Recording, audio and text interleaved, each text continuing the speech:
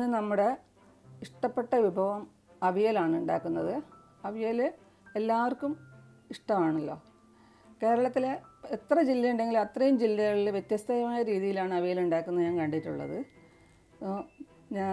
ഇത് മലബാർ സ്റ്റൈൽ അവിയലാണ്. ഓരോരുത്തരും അവരൊക്കെ ഇഷ്ടമുള്ള അനുസരിച്ച കഷ്ണങ്ങളാണ് ഉപയോഗിക്കാറ്. ഞങ്ങൾ മലബാർക്കാർ ഉപയോഗിക്കുന്ന കുറച്ച് കഷ്ണങ്ങളാണിത്. ചേന, ബീൻസ്, മുരിങ്ങക്കായ, ക്യാരറ്റ്, കായ, വെള്ളരിക്ക, കോവയ്ക്ക. പിന്നെ അതിൻ്റെ കൂടെ ഞാനൊരു 4 കഷ്ണം പാവയ്ക്ക കഷ്ണം കൂടെ വെക്കുന്നുണ്ട്. ഇതിന് ഒരു പ്രത്യേക രുചിയാണ്. ഇതെല്ലാവരും ഇടുമെന്ന് എനിക്കറിയില്ല, പക്ഷേ ഞങ്ങൾ ഇടാറുണ്ട്. അതിനൊരു പ്രത്യേക രുചി തന്നെയാണ്. ഇനി അതിന് വേണ്ട പ്രധാനപ്പെട്ടത് തൈരാണ്. നല്ല പുളിയുള്ള തൈരാണ്, വീട്ടിൽ തന്നെ ഉണ്ടാക്കിയ തൈരാണ്.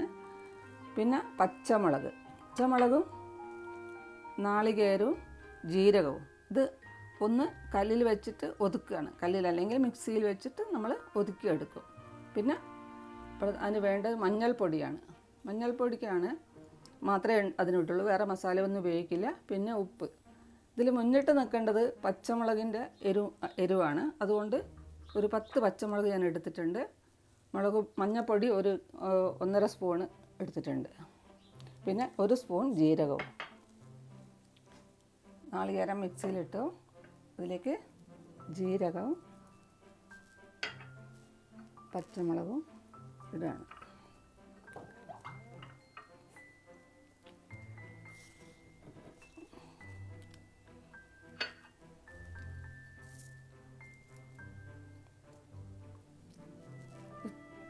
കുറച്ച് വെള്ളം ഒഴിച്ച് ഒന്ന് ഒതുക്കിയെടുക്കാൻ പോവാണ്.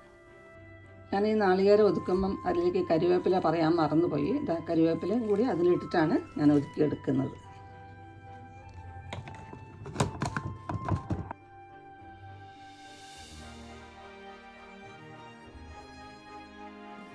നാളികേരം ഞാനിവിടെ ഒതുക്കി വെച്ചിട്ടുണ്ട്. അധികം വെള്ളമൊന്നും ഇല്ലാണ്ടാണ് ചതച്ചെടുത്തതാണ്. മുളക് നിങ്ങൾക്ക് എരിവിനനുസരിച്ച് ഇടാം. കാരണം എൻ്റെ ഇവിടുത്തെ മുളകിന് എരിവ് കുറവായിരുന്നു, അതുകൊണ്ടാണ് ഞാൻ 12 എടുത്തത്. നിങ്ങൾ കുറച്ച് ആവശ്യത്തിന് നോക്കിയിട്ട് എടുത്താൽ മതി. നമുക്കിത് വേവിക്കാൻ വെക്കാം.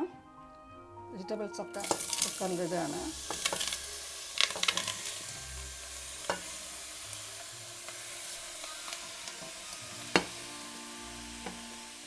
ഇതിലേക്ക് എടുത്ത് വെച്ച മഞ്ഞളും ഉപ്പും ഇടുകയാണ്. കുറച്ച് വെള്ളം ഒഴിക്കുക. അടുപ്പ് ചൂടായതുകൊണ്ടാണ് കേട്ടോ. കുറച്ച് വെള്ളം ഒഴിച്ചു. ഇത് വേവാനുള്ള വെള്ളം മാത്രമാണ്. ഇതെച്ചാൽ ഇത് വെയിറ്റ് ഇടുന്നില്ല. കാരണം പിന്നെ വല്ലാതെ അങ്ങ് വെന്ത് പോലെ. അവിയലെന്ന് പറയുമ്പോൾ നമ്മൾ കഷ്ണങ്ങളിങ്ങനെ പെറുക്കിയെടുത്ത് കഴിക്കാവുന്ന രീതിയിലായിരിക്കണം അവിയൽ. അതിൻ്റെ അകത്ത് 2 കരിവേപ്പിലയും കൂടി ഇട്ടിട്ട് ഞാനിതൊന്ന് വെറുതെ അടച്ച് വെക്കുകയാണ്. തുറന്ന് നോക്കാൻ പോവാണ്.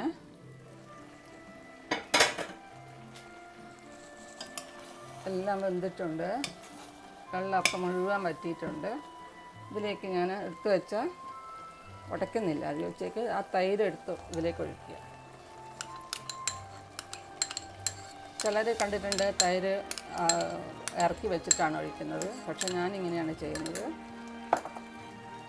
നല്ല ഒന്ന് തൈരിനെ ഒന്ന് മിക്സ് ചെയ്തിട്ട് ഒന്ന് ഇളക്കുക. വെറുതെ ഒന്ന് ചെറുങ്ങനെ ഇളക്കുക. കഷ്ണങ്ങളൊന്നും ഉടയരുത്. അതിലേക്ക് നമ്മൾ എടുത്ത് വെച്ച അധികം തിളക്കരുത്. ഈ അരച്ച് വെച്ച നാളികേരം കൂടെ അതിലേക്ക്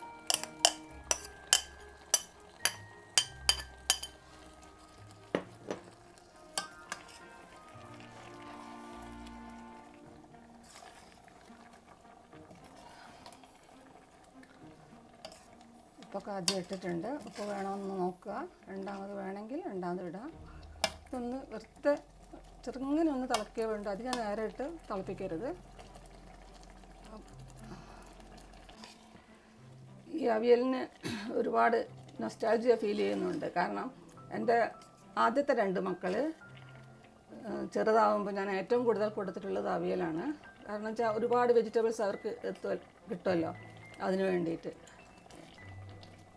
അപ്പം ഒരാൾക്ക് കായ ഇഷ്ടമാണ്, ഒരാൾക്ക് മുരിങ്ങക്കായ ഇഷ്ടമാണ്. അപ്പോൾ ഞാൻ കായ കുറേ ഇടും, മുരിങ്ങക്കായും കുറേ ഇടും. അപ്പോൾ അവർക്ക് കൊണ്ടുവച്ച് കൊടുക്കുമ്പോൾ ചോറ് കൊടുക്കില്ല, ഇത് മാത്രം വെച്ചിട്ട് അവിടെ കൊണ്ടുവച്ച് കൊടുക്കും.